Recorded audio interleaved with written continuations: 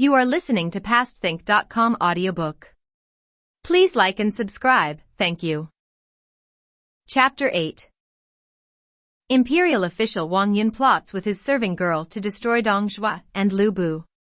The plot succeeds, and the two men dramatically fall out. The advisor says, Sun Jian is gone, and his son's voices haven't even broken, so their lands lie open to us if we attack now. Make peace and you will only encourage them to grow stronger, and become a major danger to us. But Lu Biao will not sacrifice his friend Huang Zhu. And so the coffin is sent, and the life of the envoy spared. The body of Sun Jian, already placed in a fine coffin by Lu Biao, is sent into the care of his son, who in turn releases Huang Zhu. Sun Ce returns to his home city to bury his father, and soon the fame of his wise judgment and humility spreads. This brings many a talented person to his court. Needless to say, Dong Zhuo, way off in Chang'an, is delighted to hear of the death of Sun Jian. When he is told that Sun Ce is only 17 years old, he feels he has nothing more to fear from that quarter. This encourages him to become even more outrageous in his behavior. He insists on being called the most venerable father, and acts as if he is indeed the emperor.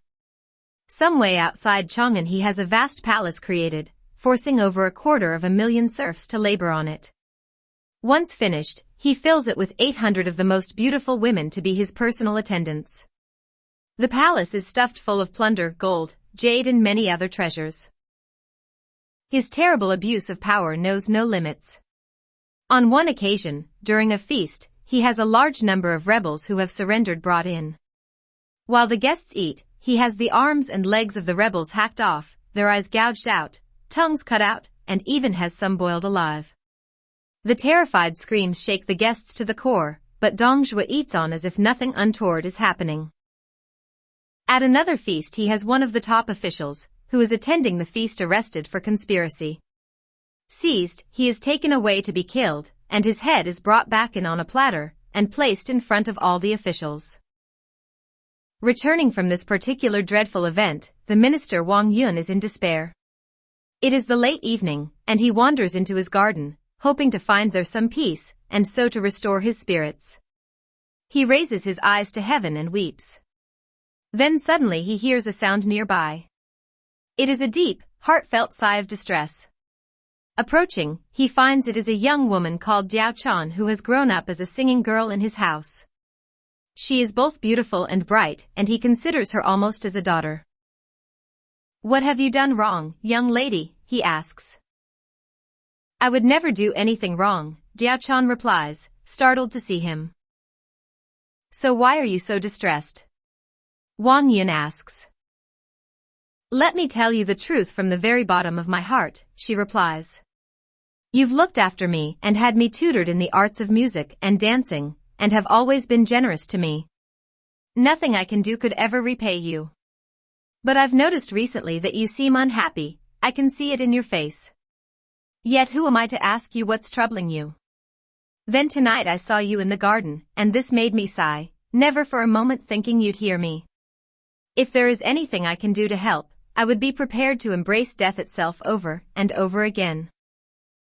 Wang Yun is speechless for a moment, and then says, "The whole Han dynasty is about to be destroyed. But I really think you could be the one to save it. Come."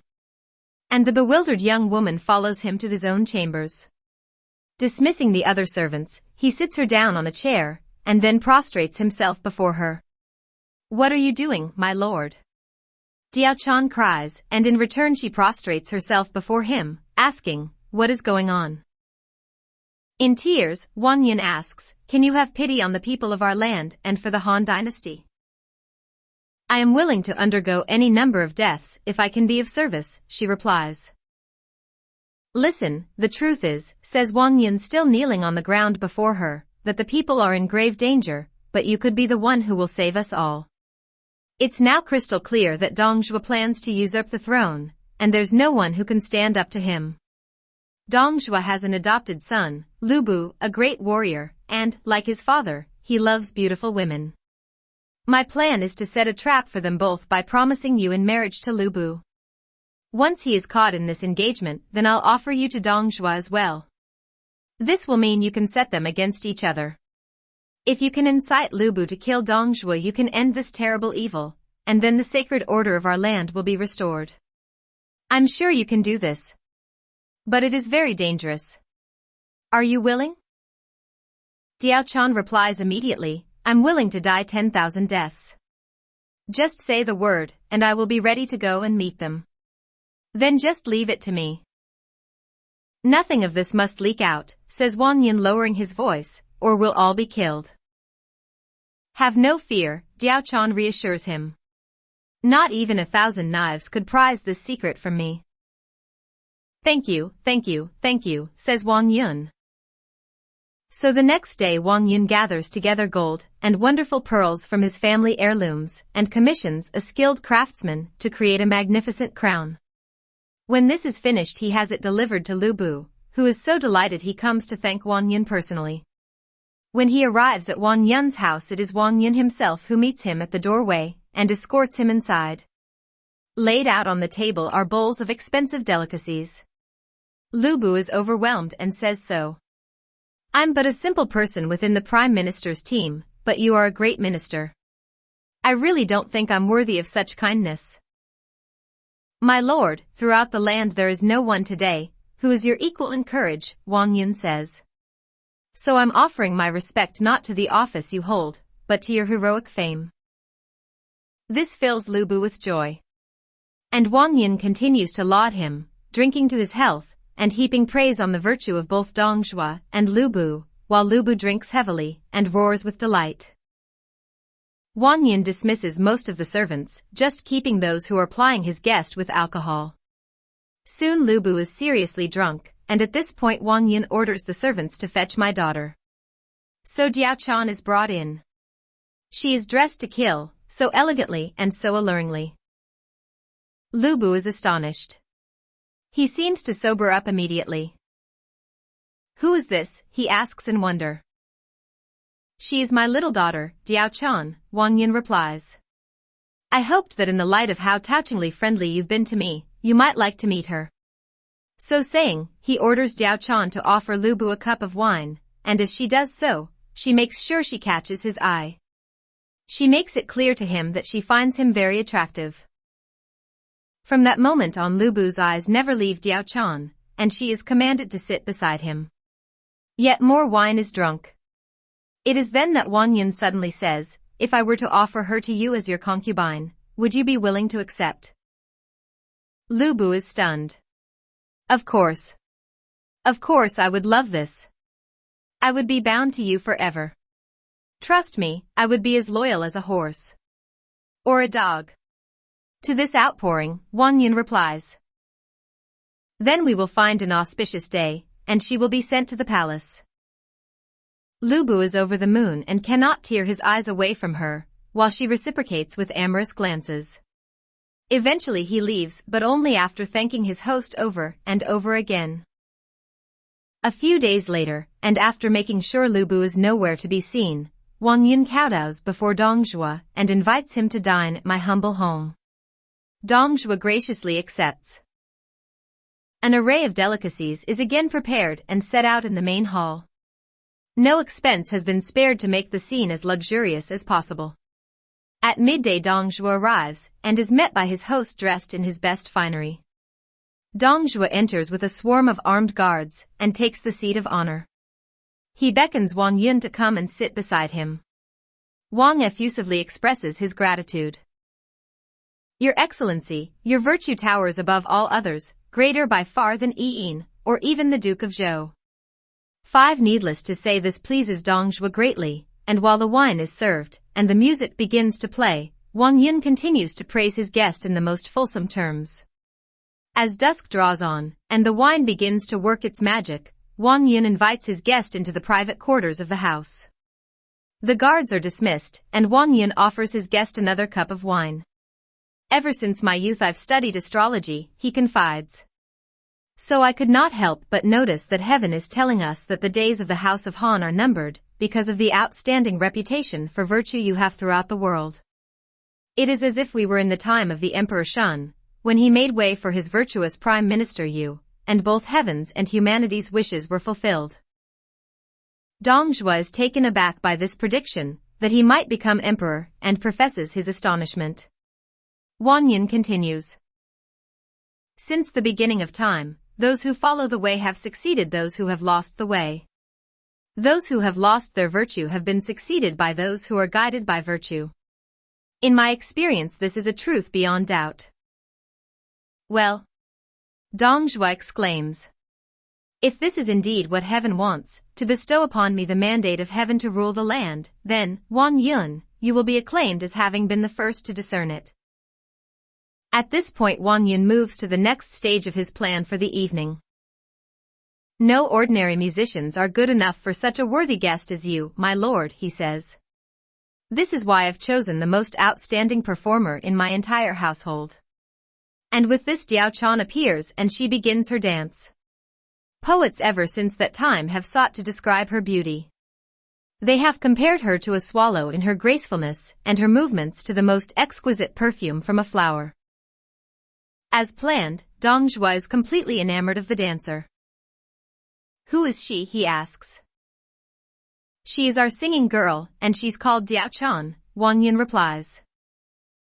On hearing she can sing, Dong Zhuo is even more fascinated, and then, accompanied by the percussion of castanets, she sings. A poet has described the song of Diao Chan to Dong Zhuo. You, seemingly so delicate with your bright cherry lips, finest pearl teeth and breath like a perfumed passion. Ah, but your tongue's hidden like a sword. And it's this that will prove deadly to this worthless lord. Overcome, Dong Zhuo asks how old she is. 16 is the answer. She's like an immortal spirit come to grace the earth, he says. This is the moment Wang Yun has been waiting for and, getting to his feet, he says. If you will not be offended, I would like to offer you this young girl. And naturally Dong Zhuo is more than happy to accept. Straight away a coach is summoned, and Diao Chan is sent on ahead to the Prime Minister's home. Dong Zhuo and Wang Yun travel there together so Wang Yun can say his farewells once his guest has reached home. Later, as he is returning home, Wang Yun suddenly finds the roadway blocked. In front of him are two lines of red lanterns, and there stands Lu Bu, armed to the teeth. He seizes Wang Yun roughly. You promised Diao Chan to me, he snarls. Now you've given her to the Prime Minister. What kind of game are you playing? We cannot discuss this here, Wang Yun replies hurriedly. Come back with me to my home. When they are ensconced in Wang Yun's private quarters, Wang Yun says, Why do you say this about me, General? I was told, replies Lu Bu, that you had Diao Chan sent to the Prime Minister's house in a special coach. Why? What's going on? You've no idea what has been going on. Wang Yun exclaims as if with astonishment and weariness. Yesterday, the Prime Minister told me he wanted to come and see me to discuss something confidential. When he came he said, I have heard of this beautiful young woman called Diao Chan whom you've given to my son. I wanted to come and see her for myself and to find out if this is true. I could hardly refuse now, could I, says Wang Yun. So I had her come and offer due respect. Then to my surprise he said he would take her back to the palace and present her to you. As you can well imagine, I had no option but to agree. Tomorrow I'll send her bags to your palace. Lu Bu falls for this. It is I who should apologize to you for having misunderstood the situation, he says. And so Lu Bu goes off, but not before he has apologized and offered his thanks time and time again. However, when Lu Bu calls the next day at Dong Zhuo's palace, he is told by the maids that the master came home last night with a new woman, and they have not yet risen from their bed. Lu Bu's heart is clogged with anger, and he creeps round to peer in through the bedroom window. Diao Chan is combing her hair when she spots him. Immediately she feigns an expression of terrible distress and sadness, dabbing at her eyes over and over as if she is crying. Lu Bu watches for quite some time, and then strides into the main hall of the palace to offer his morning greeting to Dong Zhuo. Is everything all right? Dong Zhuo asks, concerned by his adopted son's expression. Of course. Everything is fine, Lu Bu curtly replies. But he then notices the figure of a young woman moving around behind the curtain, and glimpses Diao Chan peering out and looking passionately at him. Lu Bu cannot hide his emotion, and Dong Zhuo guesses why he is distracted and dismisses him abruptly. Over the next month, Dong Zhuo becomes entirely besotted with Diao Chan, so much so that he ignores his official work. When he falls ill, Diao Chan sits beside him night and day to minister to him. One day when Lu Bu comes in to see how he is, he finds Dong Zhuo asleep and Diao Chan, spotting him, silently makes it clear that she is in distress and has eyes only for him. Lu Bu is deeply moved, and at just that moment Dong Zhuo wakes and sees that Lu Bu is staring fixedly at a spot behind the bed. Turning round quickly, he sees Diao Chan standing there. "Are you trying to seduce my lover?" he cries, and he has Lu Bu thrown out. Now Lu Bu is really enraged. On his way home he runs into advisor Li Ru and tells him what has happened. Immediately Li Ru rushes off to see Dong Zhuo and pleads with him to make amends with Lu Bu. "Otherwise such a split will spell disaster for us all," he says. "So what do you recommend?" asks Dong Zhuo. "I suggest you call him back tomorrow and shower him with expensive gifts and sing his praises." The next day Dong Zhuo summons Lu Bu, apologizes and plies him with presents.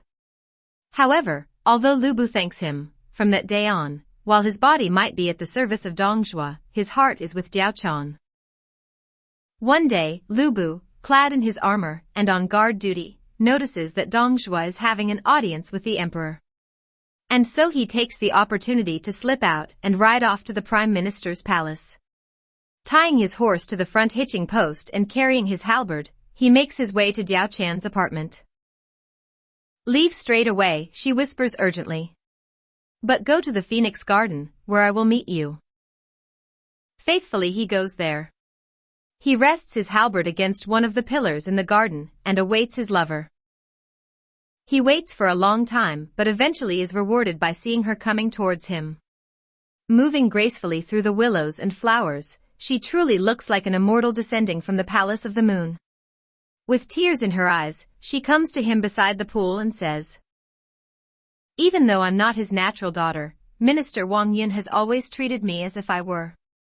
So when he gave me to you it was as if all my dreams had come true. Can you imagine my horror at the way in which the Prime Minister just came and seized me?